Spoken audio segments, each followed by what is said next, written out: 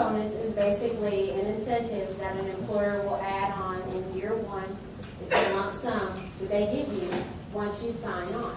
And several companies have their signing bonuses in different tiers. So they might tell you, if you sign on, you commit at the end of 30 days, you'll get this for a sign-on bonus.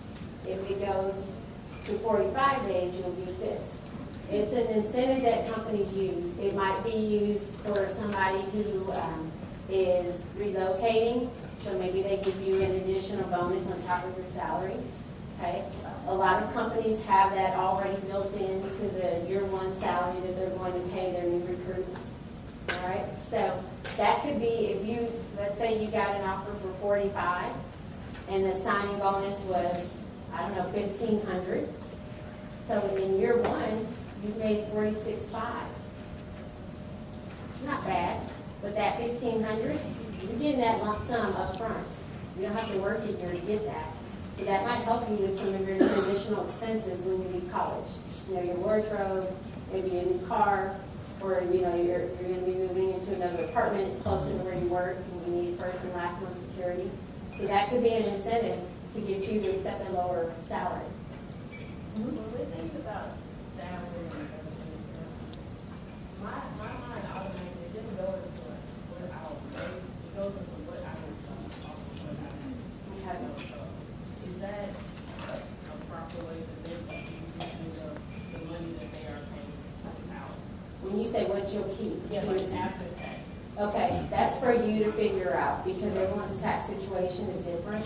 That's why you have to, going back to what I said about that budget that you create, you kind of have to do some estimates. So, and what I like to do is different offer scenarios. So if I'm going to accept a job at $45,000 and I'm going to estimate my tax bracket is here and I'll be paying this, my net pay will probably be this, my expenses per month will be this, my savings will be this.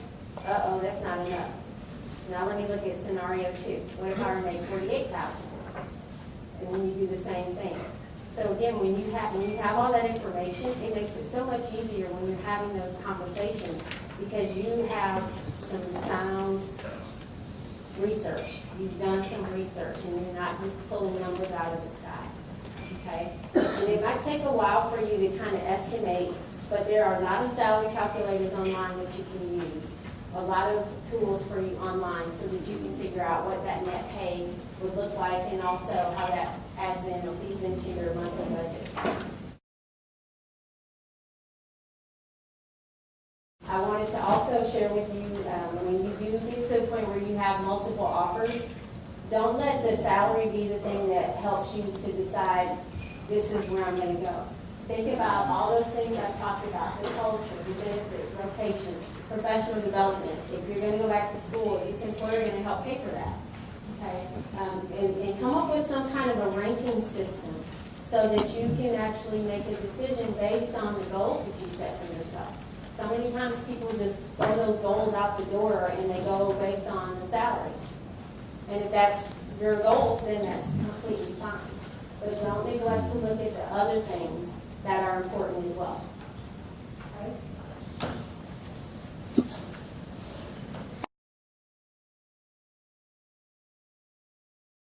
Okay, I know I don't have enough time. I'm sorry, Susan. I'm just going to wrap up.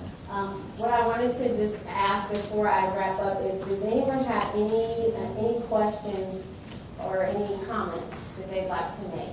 The next few slides, we're just going to show you an example of an acceptance letter, offer letter. Those are all things that your career services folks can help you with. So when you are expected to write an acceptance letter or a rejection letter, make sure you get some help from people that know how to do that before you send something in to an employer. Try not to do things through email, okay? And again, if you're going to do it yourself, just make sure somebody else proofreads it.